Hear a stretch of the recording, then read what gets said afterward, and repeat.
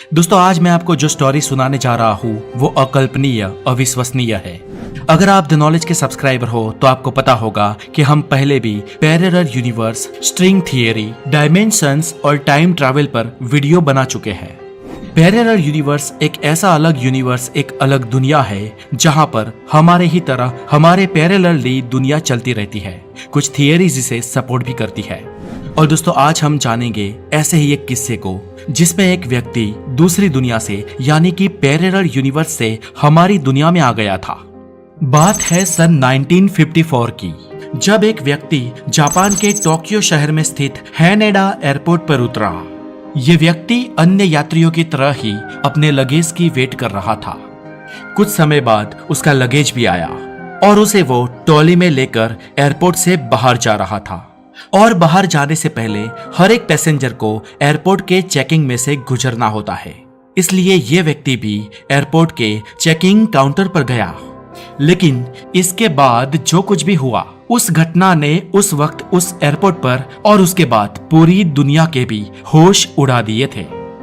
जब एयरपोर्ट पर मौजूद ऑफिसर्स द्वारा उस व्यक्ति को जब पूछा गया कि अपना पासपोर्ट बताओ, तो उसने एक अजीब पासपोर्ट दिखाया।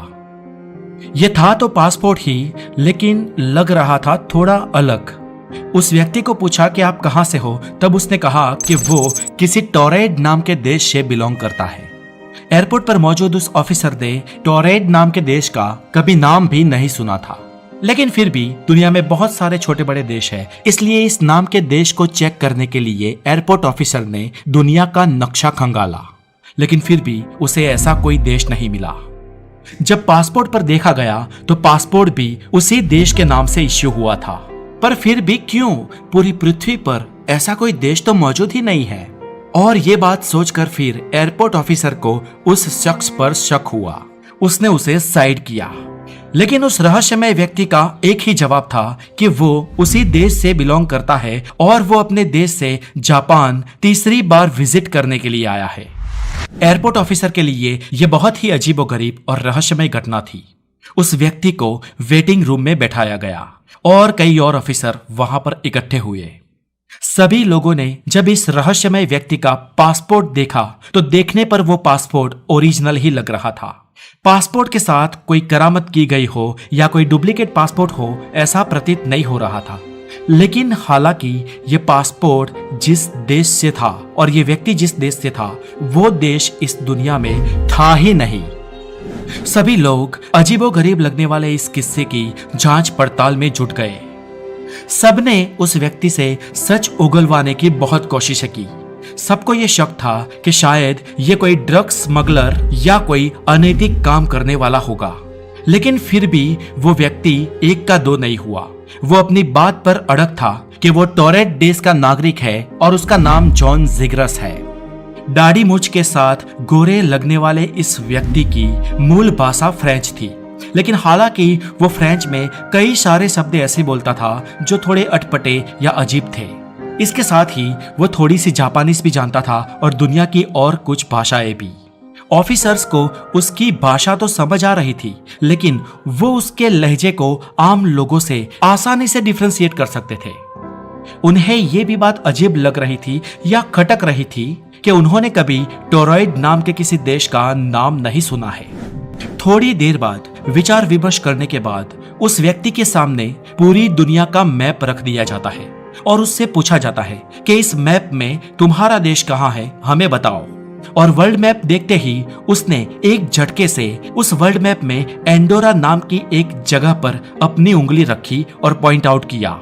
आपको बता दे दोस्तों कि एंडोरा नाम की ये जगह स्पेन और फ्रांस की बॉर्डर पर स्थित है।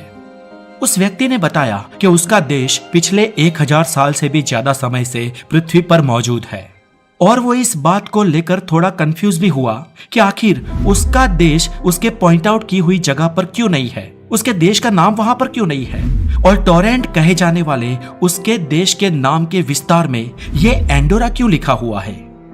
दोस्तों काफी समय तक एयरपोर्ट के ऑफिसर्स और इस शख्स के बीच बहुत लंबी बहस हुई, पर वो इस बात पे फर्म था कि वो टोरेंट नाम के देश का व्यक्ति है और वहीं पर निवास करता है। जब ऑफिसर्स ने उस व्यक्ति को खंगाला तो उसके पास से दुनिया के कुछ देशों की थोड़ी बहुत और करेंसी भी मुहैया हुई, क्योंकि वो पिछले कुछ दिनों से दुनिया के कई देशों की विजिट पर था। इस रहस्यमय व्यक्ति ने ऑफिसर्स के साथ अपनी और भी कई डिटेल्स शेयर की, जैसे कि वो एक कंपनी में काम करता है और उस कंपनी ने ही यहाँ टोक्यो जापान में उसे भेजा है और उसकी कंपनी ने उसके रहने के लिए जापान की एक होटल में उसकी बुकिंग भी करवाई है। इसके बाद ऑफिसर्स ने उस होटल का संपर्क किया। होटल एग्जिस्ट भी करती थी, पर होटल के एम्प्लॉयर से जब पूछा गया तो उन्होंने कहा कि इस व्यक्ति के द्वारा इस होटल में कोई बुकिंग की ही नहीं गई है। इसके बाद एयरपोर्ट के ऑफिसर्स ने इस पर और ज्यादा इन्वेस्टिगेशन करने के लिए उसे कस्टडी में ले लिया। ऑफिसर्स को लग रहा था कि शायद ये कोई क्रिमिनल ना हो और एयरपोर्ट ऑफिस में जब सारी बातें क्लियर ना हो जाए तब तक वो उसे छोड़ भी नहीं सकते थे। और अब इन्वेस्टिगेशन कंडक्ट करने के लिए 1 दिन का समय चाहिए था, इसलिए उस व्यक्ति को एयरपोर्ट ऑफिसर्स ने एयरपोर्ट के पास आई एक होटल में रुकवाया और उसके साथ कुछ गार्ड्स भेजे गए जो उसकी निगरानी रखे। उस होटल में इसे ऐसे कमरे में रखा गया जो एंड में था और उसके बाद कोई भी एग्जिट नहीं था, यानी कि एक ही दरवाजा था जिसमें से कोई इंसान जा और आ सके। गार्ड्स को और एक ऑफिसर को इस दरवाजे पर बिठाया गया ताकि वो इंसान फरार ना हो जाए। होटल के रूम में अंदर कोई खिड़की भी नहीं थी और उस रूम के आसपास चारों ओर गार्ड तैनात थे। इसके बाद एक रात बस निकालनी थी और दूसरे दिन उस व्यक्ति की पेशी थी और पूरी रात इसकी कड़ी निगरानी की गई। लेकिन दोस्तों, दूसरे दिन सुबह जो हुआ उसने पूरी दुनिया के होश उड़ा दिए। ऑफिसर्स ने उस इंसान से पूछताछ करने के लिए गेट खोला, लेकिन वो वहां पर नहीं था। वो इंसान रातों रात कहीं गायब हो गया था और कहां गया था इसकी भनक तक किसी को नहीं हुई। दोस्तों, बात यहां पर नहीं रुकती है। उस इंसान के पास से एयरपोर्ट के ऑफिसर्स ने उसके डॉक्यूमेंट्स, उसके पासपोर्ट वगैरह ले लिए थे और उसे इंक्वायरी में पेश करने तक एक सेफ जगह पर रखा था। जब ऑफिसर्स ने वो ड्रॉअर खोला तो वहां पर उसके डॉक्यूमेंट्स भी नहीं थे। ऐसा कैसे हो सकता है? दोस्तों, जापान एयरपोर्ट का ये वाकया किसी को भी समझ नहीं आ रहा था। उस व्यक्ति को खोजने के लिए बकायदा एक टीम भी बनाई गई, लेकिन आखिरकार निराशा ही प्राप्त हुई। वो इंसान किसी को भी नहीं मिल पाया। एयरपोर्ट ऑफिसर्स को सबसे ज्यादा जो बात खाए जा रही थी वो ये थी कि आखिरकार उसके डॉक्यूमेंट के साथ वो इंसान गायब कैसे हो गया। होटल के उस कमरे के पार जाने के लिए एक ही रास्ता था और उसके बाहर भी चौकीदार खड़े थे, फिर भी वो गायब कैसे हो गया। दोस्तों, इस घटना के बारे में कुछ लोगों का मानना है कि वो इंसान असल में था तो टोरैंड देश से ही, लेकिन वो हमारे ब्रह्मांड का नहीं था, किसी और पैरेलल यूनिवर्स, किसी और अलग डायमेंशन से था, जहां पर हूबहू हमारे ही यूनिवर्स के नियम लागू होते हैं। और पैरेलल यूनिवर्स का ये व्यक्ति सीधा जापान के एयरपोर्ट पर कैसे पहुंच गया, ये एक बड़ा रहस्य है। इसके अलावा एक और थियरी के अनुसार कुछ लोग ये भी मानते हैं कि ये इंसान एक समय यात्री था और किसी दूसरे टाइम से हमारे टाइम फ्रेम में आ गया था। अब इस रहस्यमय इंसान के पीछे की असली सच्चाई क्या है ये तो आज तक कोई नहीं जानता है, लेकिन बहुत से लोग ऐसे भी हैं जो इस पूरी की पूरी घटना को एक अफवाह, एक ब्लफ मानते हैं। और उन लोगों के अनुसार पैरेलल यूनिवर्स या टाइम ट्रैवल पूरी तरह से बोगस बातें हैं। अब दोस्तों, आप इस घटना को या इस इंसान को किस तरीके से देखते हैं? आपकी राय हमें कमेंट बॉक्स में जरूर। और अगर आप द नॉलेज पे नए हो तो हेल्दी नॉलेज के लिए द नॉलेज को जरूर सब्सक्राइब करें। अपना बहुत सारा ध्यान रखें। आगे मुलाकात होगी हेल्दी नॉलेज के साथ। Have a good day, take care.